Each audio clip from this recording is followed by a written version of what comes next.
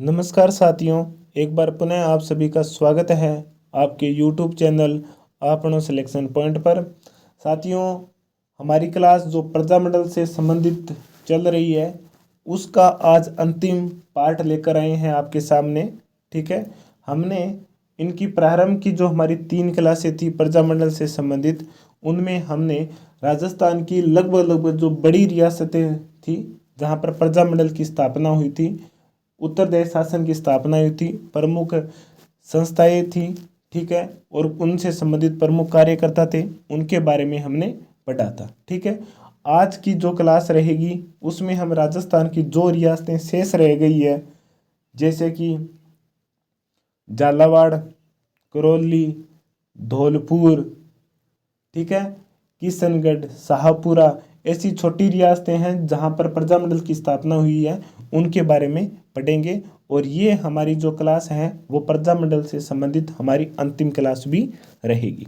ठीक है, इसके बाद में हम अगली जो हमारी क्लास रहेगी उसमें हम प्रजामंडल से संबंधित जो महत्वपूर्ण प्रश्नोत्तर हैं उन पर हम जिक्र करेंगे। ठीक है साथियों, एक बात। और दूसरी बात, आप ध्यान रखना, ये जो स्क्रीन पर आपको जो दिखाई दे रहा है ये है हमारे YouTube चैनल आपनो सिलेक्शन पॉइंट का लोगो। ठीक है, आप इसे सब्सक्राइब कीजिए, बेल आइकन को भी प्रेस कीजिए और ज़्यादा से ज़्यादा अपने साथियों को शेयर कीजिए ताकि वो भी इन क्लासों से अध्ययन कर सके। ये क्लासें आपके लिए बेहद महत्वपूर्ण रहेगी। ठीक है, और अगर आपको ऐसा नहीं लगता है तो मैं आज ही कह देता हूँ कि अभी एसआई का एग्ज़ाम है।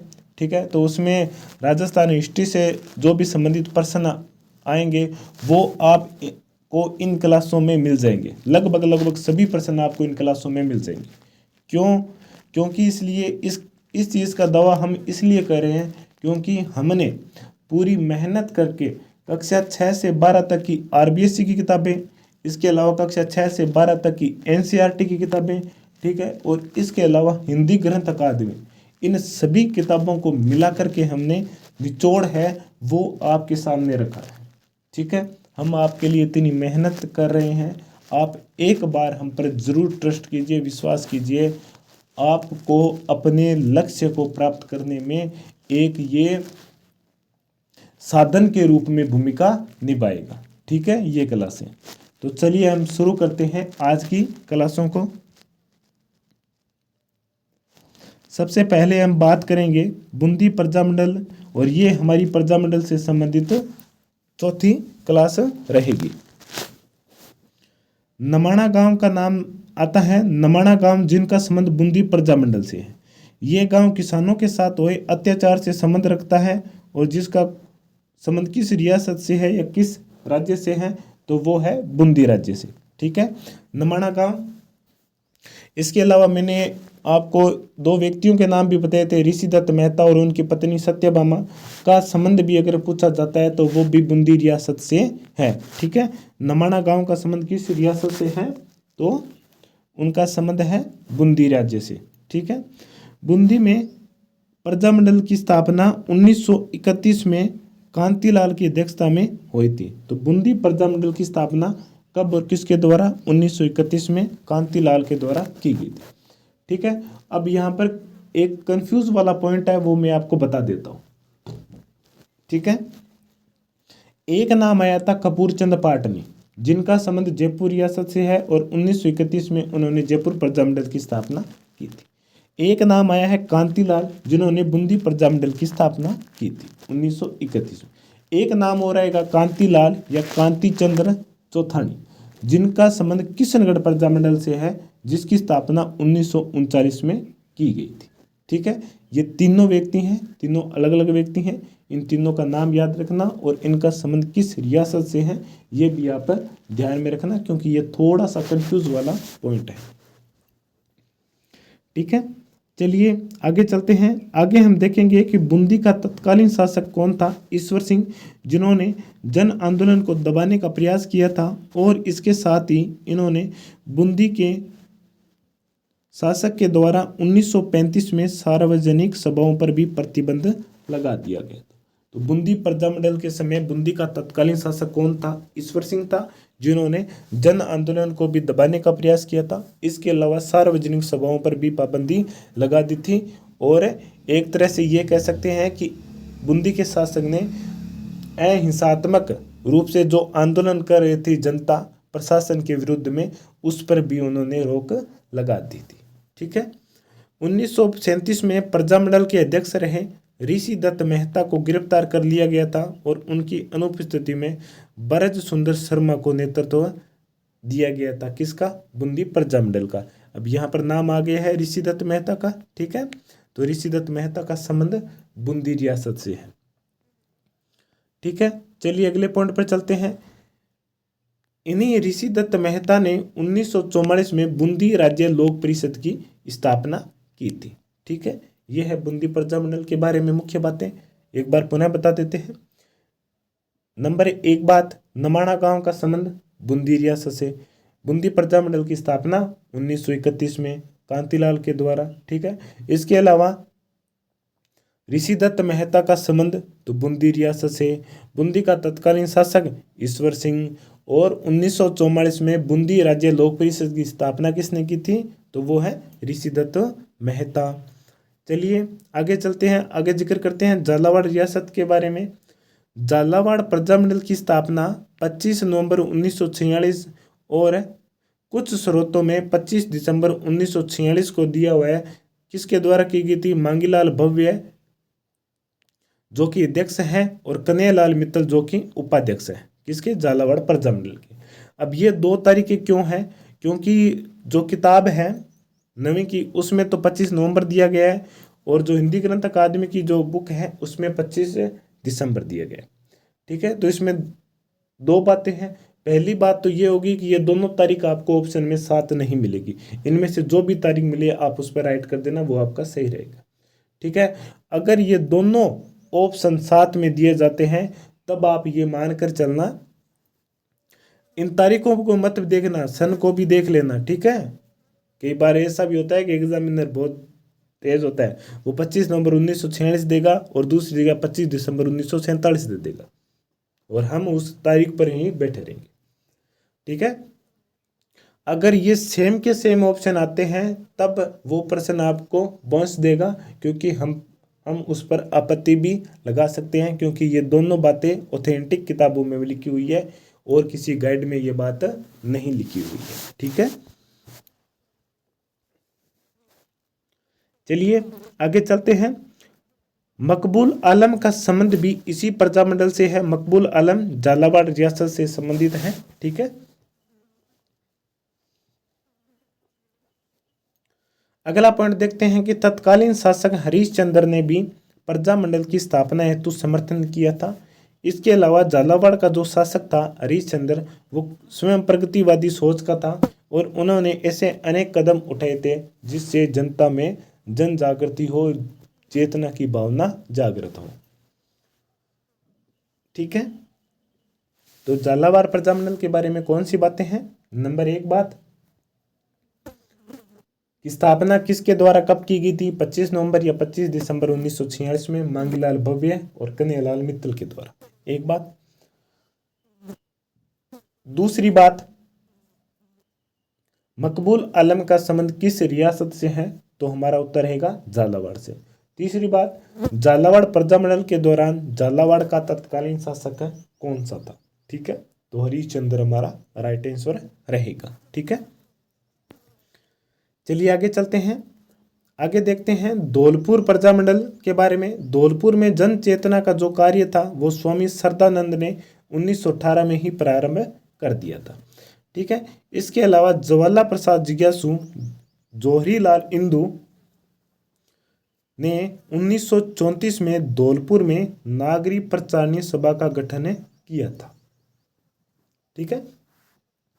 इसके बारे में हमने राजनीतिक जन जागरण वाली क्लास में भी देखा था और यहाँ पर भी बता देता हूँ कि नागरी प्रचारणी सभा का संबंध किस रियासत से है?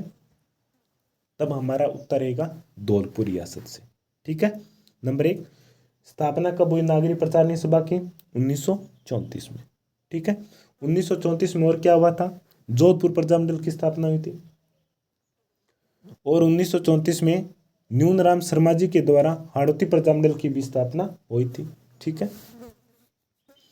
और 1934 में धौलपुर में नागरी प्रचारणी सभा की स्थापना की गई थी जौहरी लाल इंदू एवं ज्वाला प्रसाद जिज्ञासु के द्वारा। ठीक है। चलिए अगले पॉइंट पर चलते हैं।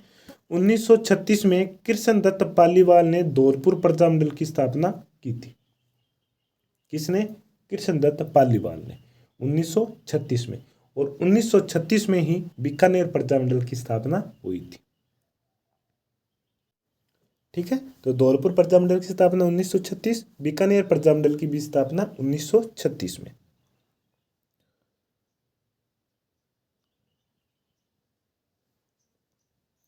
अगला पॉइंट है कि 12 नवंबर 1946 को तसीमो गांव में प्रजामंडल का अधिवेशन हुआ था, धौलपुर प्रजामंडल का। ठीक है।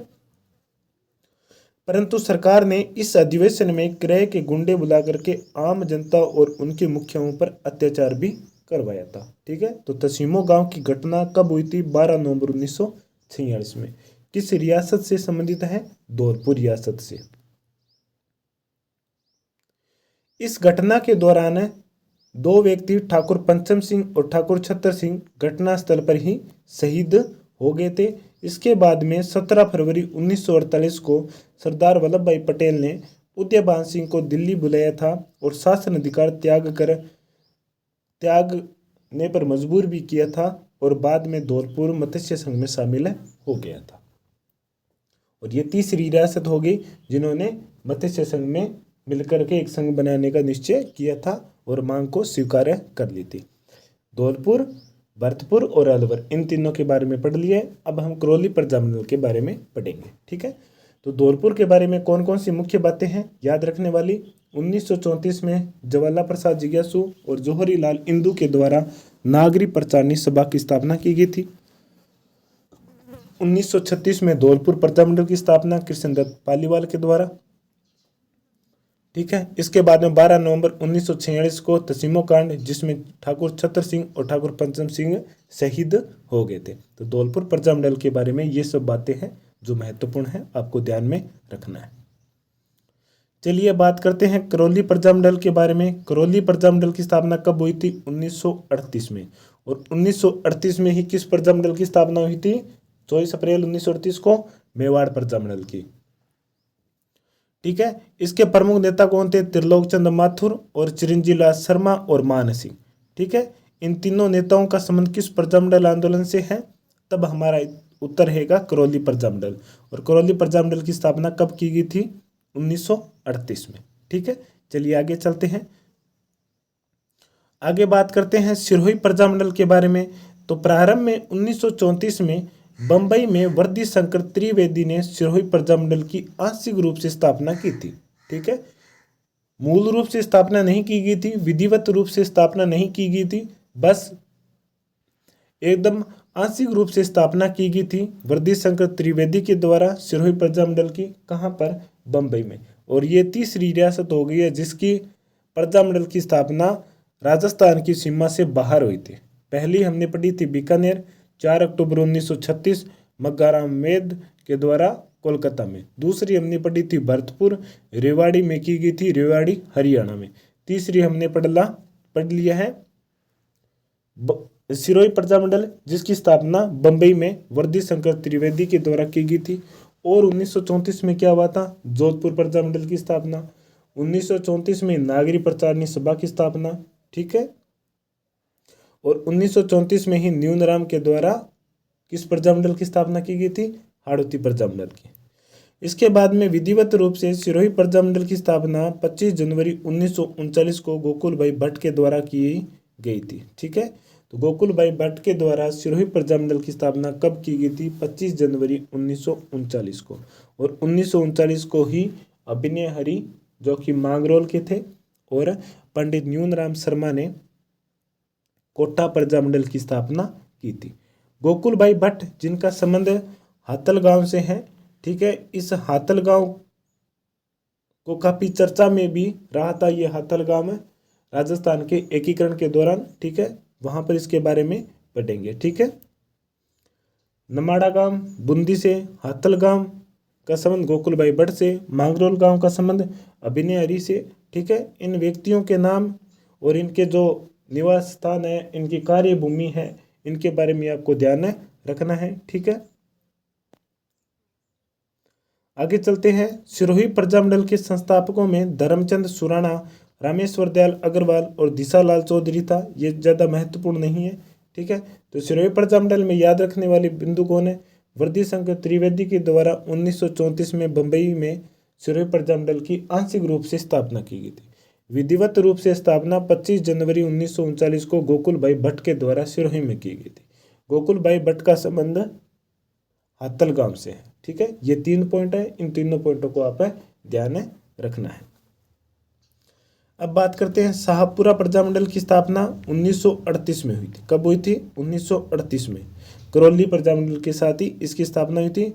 इसके संस्थापक कौन थे? रमेश चंद्र ओझा और लादूराम जी व्यास, ठीक है। रमेश चंद्र ओझा और लादूराम व्यास के सहयोग से शाहपुरा प्रजामंडल की स्थापना 1938 में की गई थी। कब की गई थी? 1938 में शाहपुरा प्रजामंडल की स्थापना की गई थी रमेश चंद्र ओझा और लादूराम जी व्यास के द्वारा। चलिए आगे चलते हैं। आगे जिक्र करते हैं किशनगढ़ प्रजामंडल की स्थापना। तो किशनगढ़ प्रजामंडल की स्थापना 1939 में कांति चंद्र चौथानी के द्वारा की गई थी, ठीक है। ये नाम आ गया है, आपको याद रखना है। कांतिलाल का संबंध बूंदी से, कपूरचंद पाटनी का संबंध जयपुर से और कांति चंद्र चौथानी का संबंध पूछा जाता है तो वो है किशनगढ़ प्रजामंडल से। की स्थापना कब की गई थी? 1939 में। मैंने आपको कई बार बोला है कि इन सनों को आप एक दूसरे से जोड़ के रखना, ठीक है। एक दूसरे से जोड़ोगे ना तब आपको वो चीज़ बहुत अच्छे प्रकार से दिमाग में रहेगी, ध्यान में रहेगी, ठीक है। और किशनगढ़ प्रजामंडल का जो अध्यक्ष था वो थे जमाल शाह, ठीक है। इस ना व्यक्ति का नाम भी आप विशेष रूप से ध्यान में रखना क्योंकि ये किशनगढ़ प्रजामंडल के अध्यक्ष थे, जमाल शाह, ठीक है। और मंत्री थे महमूद, ठीक है। चलिए आगे चलते हैं। आगे हम जो राजस्थान की कुछ अन्य रियासतें हैं उनके बारे में देखते हैं। बांसवाड़ा में 1943 में भूपेंद्र नाथ त्रिवेदी ने प्रजामंडल की स्थापना की थी। किसने? भूपेंद्र नाथ त्रिवेदी ने बांसवाड़ा में 1943 में प्रजामंडल की स्थापना की थी, ठीक है। इसके बाद में प्रतापगढ़ में ठक्कर बापा, जिसे आदिवासियों का मसीहा कहा जाता है, की प्रेरणा से अमृतलाल चुन्नीलाल प्रभाकर ने प्रजामंडल की स्थापना की थी। बांसवाड़ा की भूपेंद्र नाथ त्रिवेदी, प्रतापगढ़ में अमृतलाल पाठक और चुन्नीलाल प्रभाकर के द्वारा प्रजामंडल की स्थापना की गई थी। अब देखते हैं डूंगरपुर प्रजामंडल के बारे में। डूंगरपुर में भोगीलाल पांड्य जिसे वागड़ का गांधी के नाम से भी जाना जाता है क्योंकि ये गांधीवादी विचारधारा के थे, ठीक है। 1944 में सेवा संघ की स्थापना करता है। इस सेवा संघ का उद्देश्य क्या था? जो कि आदिवासी पिछड़ी जाति है उनको समाज के अन्य तबके के बराबर लाना, उनमें जो व्यापक कुरीतियां हैं उनको समाप्त करना। वहीं दूसरी तरफ है डूंगरपुर प्रजामंडल की स्थापना 1944 में हरिदेव जी जोशी के द्वारा की गई थी। तो डूंगरपुर प्रजामंडल की स्थापना कब की गई थी? 1944 में। किसके द्वारा? हरिदेव जोशी के द्वारा। सन याद रखने का एक तरीका बता देता हूँ, ट्रिक है।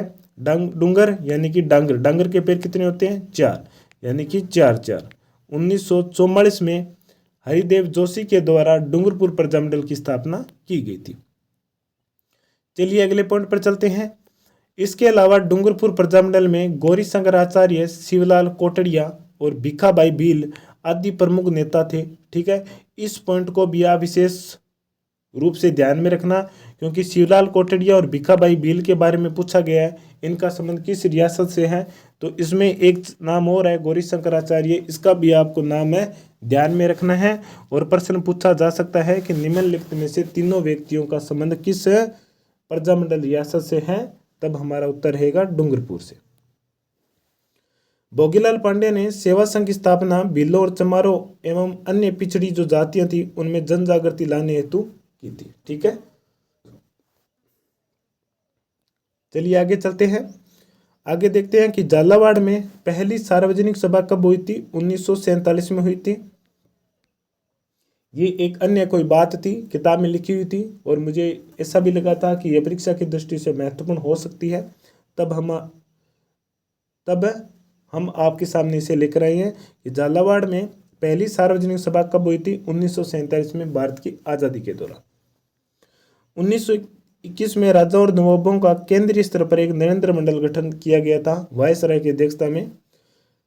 बाद में इसी संस्था के सुझाव पर राजाओं ने प्रजामंडल एवं लोक परिषद की स्थापना हेतु मान्यता दी थी। ठीक है। हालांकि कांग्रेस का एक हरिपुरा अधिवेशन हुआ था, उसके बाद में विभिन्न रियासतों में प्रजामंडल की जो मांगे थी वो तेज हुई थी। परंतु अगर राजाओं का पूछा जाए कि राजाओं ने किस गठन की या किस संस्था के सुझाव पर प्रजामंडल और लोक परिषद को राज्य में स्थापना हेतु मान्यता दी थी, तो वो था नरेंद्र मंडल। और नरेंद्र मंडल इन्हीं राजाओं की समस्याओं के लिए स्थापित किया गया था वायसराय की अध्यक्षता में 8 फरवरी 1921 में। इसे चैम्बर ऑफ प्रिंसेस के नाम से भी जाना जाता है। ठीक है साथियों, चलिए एक बार पुनः आज की क्लास को एक बार रिवीजन कर लेते हैं जल्दी जल्दी। सबसे पहले बात करते हैं बूंदी प्रजामंडल के बारे में। नमाणा ग्राम जहां पर किसानों के साथ अत्याचार हुआ था का संबंध बूंदी राज्य से है। बूंदी प्रजामंडल की स्थापना 1931 में कांतिलाल जी के द्वारा अध्यक्षता में की गई थी। ठीक है। इसके बाद में बूंदी का शासक ईश्वर सिंह का नाम आता है, जिसने जन आंदोलन को दबाने का प्रयास किया था और उन्होंने सार्वजनिक सभाओं पर भी प्रतिबंध लगा दिया था। इसी बीच ऋषि दत्त मेहता जो कि बूंदी प्रजामंडल के अध्यक्ष थे को गिरफ्तार कर लिया गया था और उनके बाद में ब्रज सुंदर शर्मा को प्रजामंडल का नेतृत्व सौंपा गया था। ठीक है। इसके बाद में ऋषि दत्त मेहता ने 1944 में बूंदी राज्य लोक परिषद की भी स्थापना की थी। ठीक है। चलिए आगे चलते हैं। झालावाड़ प्रजामंडल की स्थापना 25 नवंबर 1946, कुछ स्रोतों में 25 दिसंबर 1946 भी दिया गया है, को मांगीलाल भव्य की अध्यक्षता में और कन्हैयालाल मित्तल की उपाध्यक्षता में की गई थी झालावाड़ प्रजामंडल की स्थापना। ठीक है। इसके अलावा मकबूल आलम का संबंध भी झालावाड़ रियासत से है। तत्कालीन शासक हरीश चंद्र ने प्रजामंडल की स्थापना हेतु समर्थन भी किया था।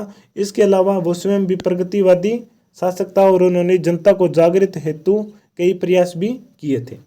अब बात करते हैं धौलपुर। तो धौलपुर में जन चेतना का जो श्रेय है वो स्वामी श्रद्धानंद ने 1918 में ही प्रारंभ कर दिया था। इसके बाद में ज्वाला प्रसाद जिज्ञासु और जौहरी लाल इंदू ने 1934 में धौलपुर में नागरी प्रचारणी सभा का गठन भी किया था। ठीक है। धौलपुर में नागरी प्रचारणी सभा का गठन। ठीक है। 1936 में कृष्ण दत्त पालीवाल ने धौलपुर प्रजामंडल की स्थापना की थी। ठीक है। 12 नवंबर 1946 को तसीमो ग्राम में प्रजामंडल का अधिवेशन बुलाया गया था, परंतु सरकार ने इस अधिवेशन में क्रय के गुंडे बुला करके आम जनता और उनके मुखियों पर अत्याचार भी करवाया था। ठीक है। चलिए अगले पॉइंट पर चलते हैं। इसी घटना से ठाकुर पंचम सिंह एवं छतर सिंह घटनास्थल पर ही शहीद हो गए थे। 17 फरवरी 1948 को सरदार वल्लभ भाई पटेल ने शासक उदयभान सिंह को दिल्ली बुलाया था और उनसे शासन अधिकार त्यागने पर मजबूर भी किया और अंततः बाद में धौलपुर शासक ने स्वयं को मत्स्य संघ में शामिल कर लिया था। ठीक है। करौली प्रजामंडल की स्थापना 1938 में त्रिलोकचंद माथुर और चिरंजी लाल शर्मा और मान सिंह के सहयोग से की गई थी। इसके बाद में सिरोही प्रजामंडल, जिसकी स्थापना आंशिक रूप से बंबई में वर्दी शंकर त्रिवेदी के द्वारा 1934 में की गई थी, परंतु विधिवत रूप से इसकी स्थापना सिरोही प्रजामंडल की स्थापना 25 जनवरी 1939 को गोकुल भाई भट्ट के द्वारा की गई थी और गोकुल भाई भट्ट का संबंध हाथल गांव से है। ठीक है। चलिए आगे चलते हैं। सिरोही प्रजामंडल के संस्थापकों में धर्मचंद सुराणा का नाम आता है, रामेश्वर दयाल अग्रवाल का भी नाम आता है और दिसालाल चौधरी का भी नाम आता है। ठीक है। शाहपुरा प्रजामंडल की स्थापना 1938 में रमेश चंद्र ओझा और लादू राम जी व्यास के सहयोग से की गई थी। ठीक है। चलिए आगे चलते हैं। किशनगढ़ प्रजामंडल की स्थापना 1939 में कांति चंद्र चौथानी के सहयोग से की गई थी और जमाल साहब प्रजामंडल के अध्यक्ष चुने गए थे और महमूद मंत्री। जमाल साहब का नाम आप विशेष रूप से याद रखना, किशनगढ़ प्रजामंडल के ये अध्यक्ष थे। ठीक है। चलिए आगे चलते हैं। बांसवाड़ा में 1943 में भूपेंद्र नाथ त्रिवेदी ने प्रजामंडल की भी स्थापना की थी। प्रतापगढ़ में ठक्कर बापा की प्रेरणा से अमृतलाल पाठक है और चुन्नीलाल प्रभाकर ने मिलकर के प्रजामंडल की स्थापना की थी। डूंगरपुर में भोगीलाल पांडे के द्वारा सेवा संघ की स्थापना 1944 में की गई थी। इसके अलावा डूंगरपुर प्रजामंडल की स्थापना 1944 में हरिदेव जी जोशी के सहयोग के द्वारा की गई थी। ठीक है, अगले पॉइंट पर चलते हैं। डूंगरपुर प्रजामंडल में गौरी शंकर आचार्य, शिवलाल कोटड़िया और भिखाबाई भील आदि प्रमुख नेता थे, जिनका संबंध किस रियासत से है, तो डूंगरपुर प्रजामंडल से। भोगीलाल पांडे ने जिस सेवा संघ की स्थापना की थी उसका उद्देश्य था भील, चमारों और अन्य पिछड़ी जातियों में जन जागृति लाने हेतु प्रयास करना था।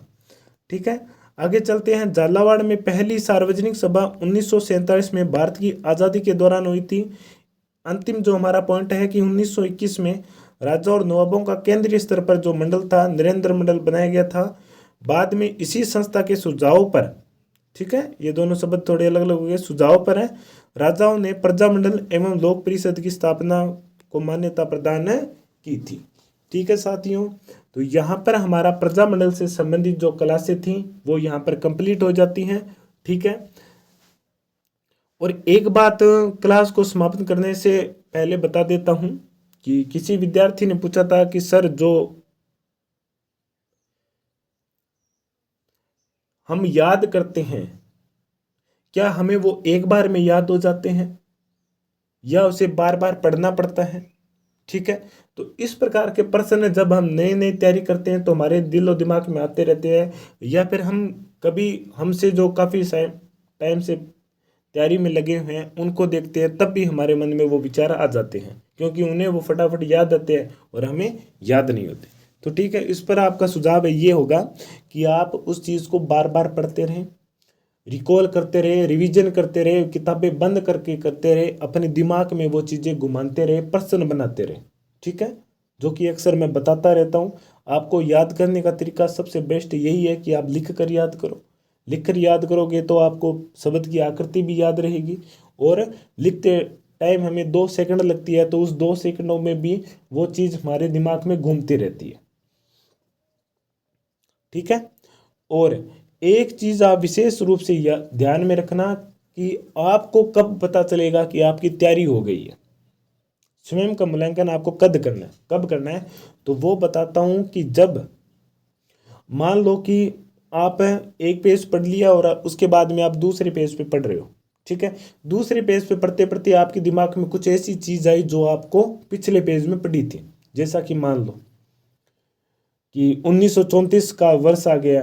ठीक है, 1934 में सिरोही प्रजामंडल की स्थापना आंशिक रूप से बंबई में हुई थी। ठीक है, तो उसी से आपके दिमाग में ये भी आएगा कि जोधपुर प्रजामंडल की भी स्थापना 1934 में हुई थी, हाड़ौती प्रजामंडल की भी स्थापना 1934 में हुई थी। ये जब बातें आपके दिमाग में आने लगेगी ना, इस प्रकार की, जब आप किसी चीज़ को रिकॉल करते रहोगे, रिवीजन करते रहोगे, और वो चीज़ आपके दिमाग में बार बार आती रहेगी, कोई भी चीज़ उससे संबंधित होगी, तब आपको वो भी चीज़ आपके साथ में जुड़ी हुई आएगी, तब आप समझ लेना कि आपकी 100% तैयारी हो गई है।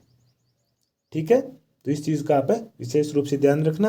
और आज की क्लास को हम यहीं पर समाप्त करते हैं, और यहाँ पर हमारे कॉन्टैक्ट नंबर दिए हुए हैं, आप इन पर मैसेज करके आपको जो भी नोट्सों की PDF चाहिए वो आप प्राप्त कर सकते हैं। ठीक है साथियों, मिलते हैं अगली नेक्स्ट क्लास में। जय हिंद, जय भारत। और एक बात और है साथियों, हमारे YouTube चैनल आपनो सिलेक्शन पॉइंट को ज़्यादा से ज़्यादा इसे शेयर कीजिए, सब्सक्राइब कीजिए, बेल आइकन को भी प्रेस कीजिए, कमेंट भी कीजिए। ठीक है, और अपने साथियों को भी शेयर कीजिए ताकि वो भी इन क्लासों का अध्ययन कर सके। ठीक है साथियों, मिलते हैं अगली क्लास में। जय हिंद, जय भारत।